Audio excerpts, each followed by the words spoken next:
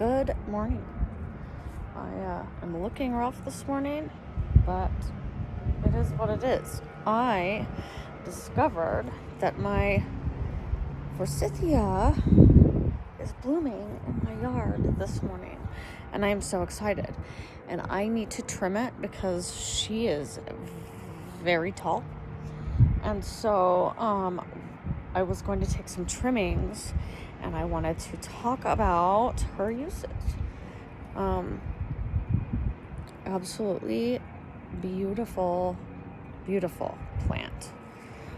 It's a shrub. It looks like a tree, but it's a shrub, and it blooms before the leaves come out. Now, it's used in traditional Chinese medicine for things like colds and inflammation and bronchitis. It's very antibacterial, and so it's good for like acne and things like that. Now, traditionally, the fruits themselves, which I won't have any fruits on here yet, obviously, the fruits themselves will be used in medicine, and they come out, they're like little seed pods, and they're about that big. They almost look like a little rabbit turd. That's my description for you. But the flowers are medicinal and edible as well. And so I'm going to take some of these. I'm going to do some cuttings because I have an area in my back here that I want to plant some. And these will propagate very easily. Something also really cool about these guys is, so they'll grow and they'll push their branches downward, okay, into the ground and grow more. So they spread really easily. They're not considered invasive, but they do spread. And that's what I want. Now, you can see some of these are like, they're just budding. There's not a lot of flowers on them. If you clip them early, when there's just little buds on them, you can force them to bloom indoors. And then you can take the flowers and use them to make syrups and soaps and facial creams and tea and all kinds of things. And then you keep them in that water. You don't throw them away, and they will root, and you can plant them. Really cool. Now, there are some varieties in the U.S. that are basically just ornamental.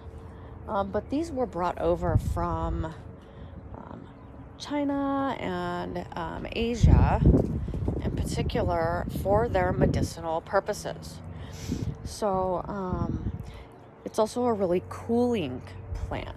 So if you're going through like perimenopause or menopause, the tea itself can really cool your body down from those hot flashes. The wind is blowing and it's got my hair kind of crazy today. Sorry.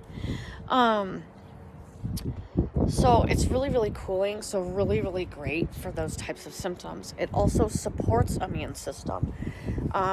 That's important because for people like me that have autoimmune illness, I can't take things that are going to boost my immune system because then it makes my immune system attack my body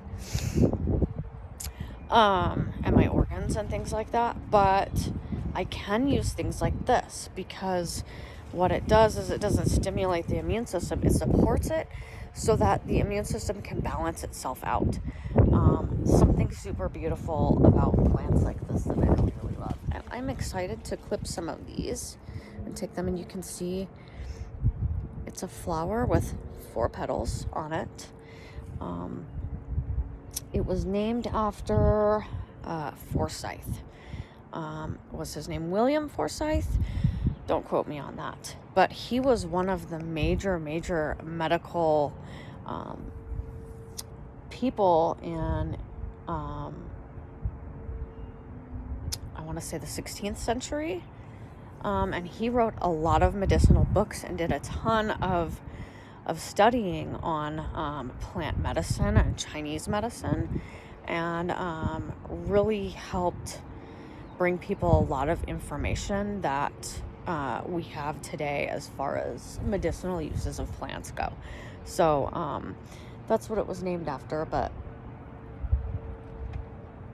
really, really cool plant. As you can see, it needs trimmed. It's pretty big and shrubby looking right now, and there's just a few little flowers on it here and there, but again, I'm gonna cut some and bring some inside, and I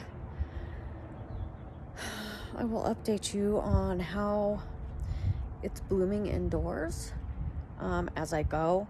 And when I trim this, it also should make the lower parts of the plant bloom more and become more hardy, which is what I want. I want it bushier. And then the ones I grow in the back, I can grow a little taller, and they can provide some shade as well. But really, really cool plant. And I'm hoping, so in America, it's kind of hard for plants like this to produce fruit. They usually don't produce a lot of fruit.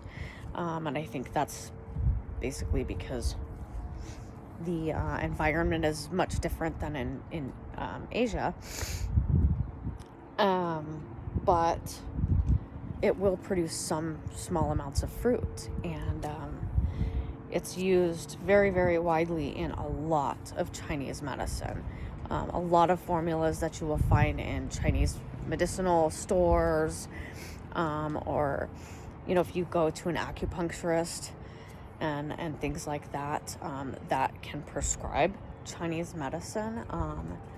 A lot of that medicine that they will give you has Forsythia in it.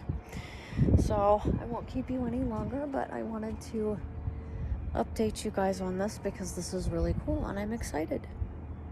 Happy spring!